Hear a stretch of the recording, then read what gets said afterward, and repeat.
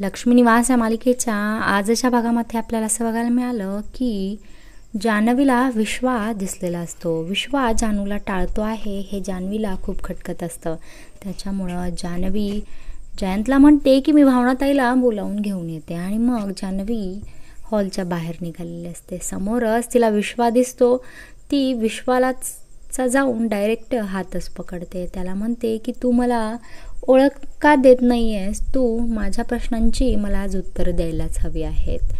तू त्या दिवशी पण माझ्या घरी आला होतास तेव्हा तू मला ओळख दाखवली नाही. त्यानंतर भावनाताईला सोडायला आला त्यावेळी पण तू तसंच वागलास. माझं काही चुकलं आहे का ते तरी मला सांग.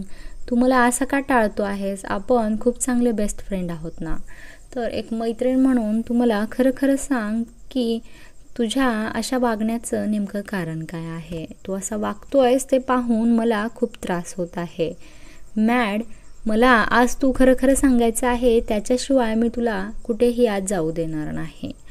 आणि मग जयंतला संशय येतोय की ही जानू एवढा वेळ कुठे जाऊन बसली. जानू ज्या वेळेस विश्वाला बोलत असते त्यावेळेस जयंत त्या दोघांना पाहतो आहे आणि जयंत म्हणतो की जान्हवी या मुलाचा हात धरून काय बोलत असेल. तेवढ्यात विश्वाला एक फोन येतो आणि मग विश्वा तिथून निघून जातो. जयंत पुढे येतो, जानूला विचारतो की हा मुलगा कोण होता ज्याला तू हात धरून बोलत होतीस? हा तुझ्या कॉलेजचा तुझा बेस्ट फ्रेंड मॅड तर नव्हता? हे ऐकल्यावर जानूला धक्का